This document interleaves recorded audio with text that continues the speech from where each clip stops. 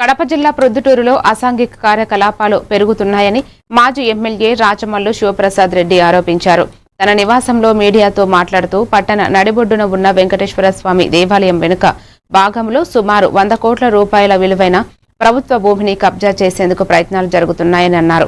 ఈ వ్యవహారంలో టీడీపీ నాయకులు ప్రస్తుత ఎమ్మెల్యే నంద్యాల వరదరాజిరెడ్డి కుమారుడు నంద్యాల కొండారెడ్డి సహకారం ఉందని ఆరోపించారు. ప్రభుత్వానికి సంబంధించిన 100 కోట్ల భూమిని తన సొంతం చేసుకునేదానికి కొండారెడ్డి రనీములు చౌటపల్లికి సంబంధించిన వాళ్ళు, దర్శమానపల్లికి సంబంధించిన వాళ్ళు కలిసి ఊకుమ్మడిగా వెంకటేశ్వర స్వామి దేవాలయం దగ్గర 100 కోట్ల భూమిని స్వాహా చేయడానికి రంగం సిద్ధం చేస్తున్నారు. ప్రభుత్వ భూమిని అడ్డుకుంటాం. ఇన్ని భూములు ఆక్రమించాలని అన్ని భూములు ఆక్రమించడానికి డేగ కోడి పిల్ల కోసం ఆకాశంలో నుంచి తిరుగుతా తప్పలేసుకపోతుంది కలసందున. అట్లా వెతుకుతున్నారు మీ మనుషులు భూములు ఏడాడ ప్రభుత్వానికి సంబంధించిన బంజరు ఉందా అని ఆక్రమించడానికి. నీ కొడుకు ఈ పాపర పనులన్నీ నీ కొడుకు చేచ్చే నువ్వు అసెంబ్లీలో కూర్చొని నీతివంతమైన మాటలు మాట్లాడతావా?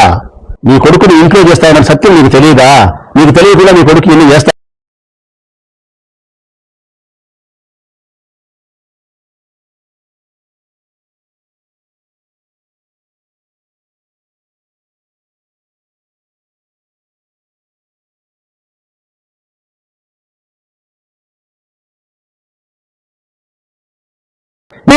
మన ప్రొద్దుటూరు నియోజకవర్గంలో అధికార పార్టీ ఎమ్మెల్యే వారి మనుషులు గతంలో చేసిన దుష్ప్రచారము, దాని తాలూకు ఈరోజు ప్రొద్దుటూరులో జరుగుతున్న అసాంఘిక కార్యకలాపాల పర్యవేక్షణాలు